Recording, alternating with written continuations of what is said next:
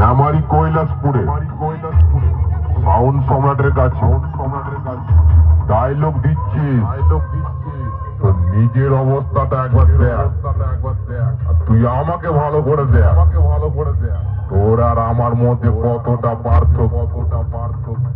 তুই আবার আমাকেই চ্যালেঞ্জ করছিস, ডানা গজিয়ে গেছে, তোর মরার ডানা গজিয়েছে। আরে কম্পিটিশন করার যদি ইচ্ছা থাকে লাইনে দাঁড়া,